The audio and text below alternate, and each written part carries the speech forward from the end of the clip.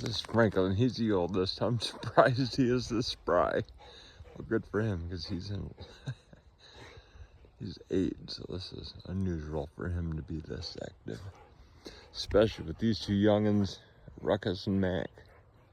Mac will turn 3 in December. Ruckus will turn 5 in, I think he turns 4. No, turns 5. He'll be 5 here. Maybe he is 5 already. I can't remember. That's the end.